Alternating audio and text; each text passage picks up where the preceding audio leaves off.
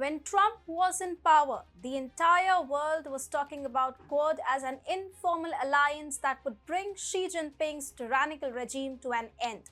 But with Biden, it is as if the Quad has run out of steam. Yet the Quad may now regain its lost glory as South Korea's new president Yoon Suk Yeol comes to power. Hi and welcome to TFI English, the national socio-political analysis arm of TFI Media Group. I'm your host Tejasvi Malhotra, and if you haven't subscribed to the TFI English channel yet, hit the subscribe button and press the bell icon to receive all the latest updates. Coming back to the story, in this video I will explain why including South Korea in Quad is a good thing. Let's begin. Even as Yoon Suk Yeol took oath as South Korea's president, India didn't waste a moment to congratulate him and establish close working coordination with the new administration. India's outreach to Yeol may seem like a diplomatic formality, but there is more to it. In the Yeol regime, India looks at an opportunity to establish a stronger India-South Korea alliance and drive China dove Biden out of the Quad.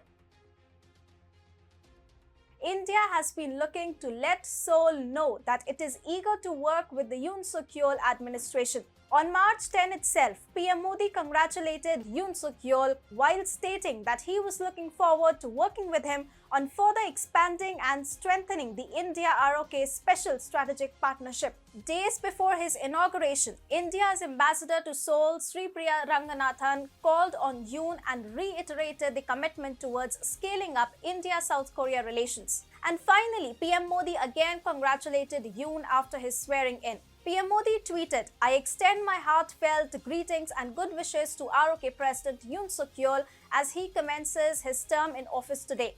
I look forward to meeting him soon and working together to further strengthen and enrich the India-ROK ties." Given India's outreach to Yoon, it seems that the South Korean president could receive one of those special hugs from the Indian Prime Minister when they first meet. So what makes the new South Korean president so special, and what does it mean for the Indo-Pacific? India and South Korea have maintained close strategic ties for over a decade now. However, under Moon Jae-in, the relationship got somewhat stagnated. Moon had a soft policy towards China due to South Korea's business interests, and he wasn't ready to take bold decisions against Beijing. This meant that the India-South Korea alliance couldn't go much beyond economic cooperation, and the strategic dimension of the bilateral relationship was left unexplored. Yoon is, however, different.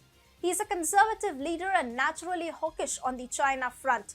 Throughout his election campaign, the newly elected South Korean president had promised to take a hard line on Beijing. In an article in the Foreign Affairs before the elections, Yoon Suk Yeol had even made veiled criticism of outgoing President Moon Jae-in's policy of refusing to take a firm stance on China's unfair actions. He has alleged that South Korea's reluctance to take a stand on China's unfair actions was creating an impression that Seoul was tilting towards Beijing. India would therefore be more than willing to work with a China hawk like Yoon Suk Yeol. For India, Yoon Suk Yeol's accession to power helps reignite the anti-China sentiment in the Indo-Pacific.